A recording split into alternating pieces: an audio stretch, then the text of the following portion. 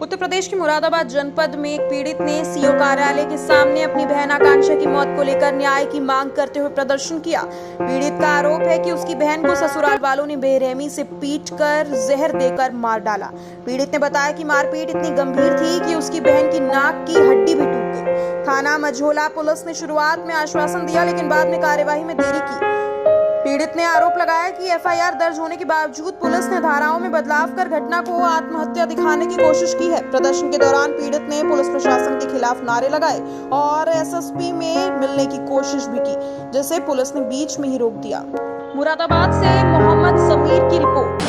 Sir, क्या नाम है? मेरा नाम सर रोहित सैनी है। रोहित जी, आज जो आपने सीओ साहब का ऑफिस का घेराव करा, नारेबाजी की, जी क्या है सर, ये मामला ये है कि 25-26 जून की रात लगभग 3:15 बजे मेरे व्हाट्सएप पे कॉल आती है कि आपकी बहन की आकांक्षा की बहुत तबीयत ख़राब है, आप आ जाओ। मैं हड़बड़ाहट में वहाँ से उठ के घर से आया, मैं और मेरे पापा। हम जब आके देखते हैं तो हमारी बहन घर में चित अवस्था में पड़ी है और नाक से खून निकल रहा है। उसके होंठ और ये नखून, पैरों के सारे बिल्कुल पूरी तरह नीले पड़े हैं। अब वहाँ पर जो तत्कालीन एसएचओ थे वो आते हैं और दरोगा जी हैं आईओ विनय कुमार, ये आते हैं। अभी जांच करते हैं, कह रहे हैं भैया पंचनामा भरो, लड़की को जहर दिया गया, मारा पीटा है, जल्दी से पोस्टमार्टम कराओ। पंचनामा करके पंचनामा भरवा दिया। अब हमसे कहते हैं कि भाई लड़की को जहर दिया, जल्दी पोस्टमार्टम करा लो। हमने पोस्टमार्टम करा लिया। उसके बाद बोले एक क्रियाक्रम कर दो और पोस्टमार्टम की रिपोर्ट आएगी, उसके बाद कार्रवाई होगी। हमने अपराधियों को पकड़ के इनको सौंप दिया, इनके हवाले कर दिया। अब पोस्टमार्टम हमने क्रियाक्रम कर दिया। क्रियाक्रम करने के बाद हम जब थाने आते हैं तो इनकी टोन बदल जाती है कि कर लेंगे कार्रवाई, कौन सी आफत आ गई है अभी। जब हम आते हैं वहाँ पर फिर हमने कहा सर पीएम रिपोर्ट कब आएगी। पीएम रिपोर्ट के लिए टालम टोली करते रहे। 3 दिन में जाकर के कहीं इन्होंने हमारी एफआईआर दर्ज करी।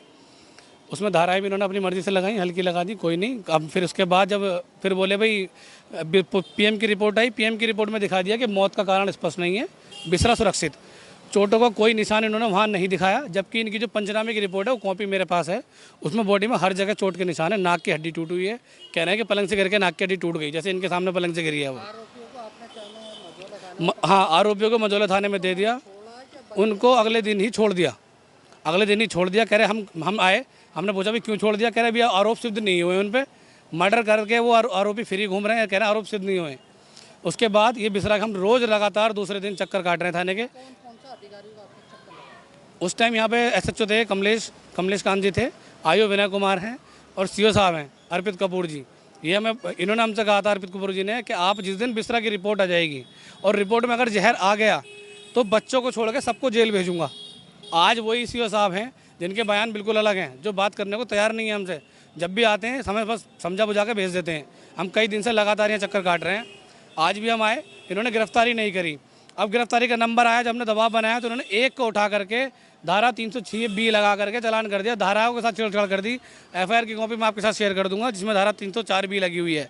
इन्होंने उसमें 306B लगा करके आत्महत्या दिखा करके उसको बाहर चालान कर दिया है। बाकी सारे घर पे अपने आराम से बाहर का ताला लगा करके घूम रहे हैं, जैसे कि ज्ञात है। पुलिस आरोपियों से हम साझ होकर के पुलिस की कार्रवाई कर रही है। हम विक्टिम है, हमारे साथ कोई भी सहानुभूति पुलिस नहीं दिखा रही है। आगे चक्कर काट के चले जा रहे हैं, सारा काम धाम छोड़ करके। सीओ साहब बाहर को निकलने को तैयार नहीं है बिल्कुल भी। बस फ़ोन कर देते हैं आईओ को, विनय कुमार जी को। वो कहते हैं सर मैंने दबिश दी, मेरे हाथ नहीं आए। क्या ऐसा पॉसिबल है? रिपोर्ट आए 15 दिन हो गए और इनके अपराधी हाथ नहीं आए, तो ऐसे तो अपराधी फिर बेखौफ हो जाएगा। कोई भी अपराधी कहीं भी घूमता फिरेगा। विक्टिम होने के बाद हमारी कोई सुनवाई नहीं हो रही है। जहाँ तो सरकार कह रही है कि महिलाओं को महिलाओं को पूरी तरह सुरक्षा दी जाए, जो कि सरकार चीख के कह रही है कि कानून व्यवस्था बढ़िया करी जाए, और कानून है कि विक्टिम का साथ ही नहीं दे रहा है।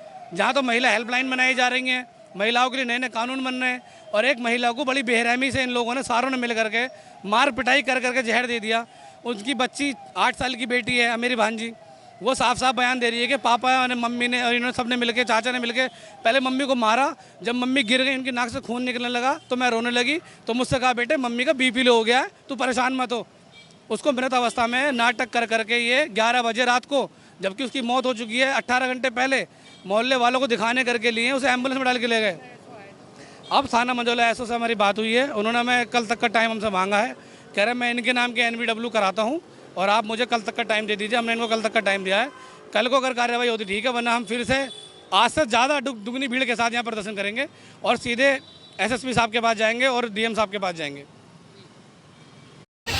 पुलिस प्रशासन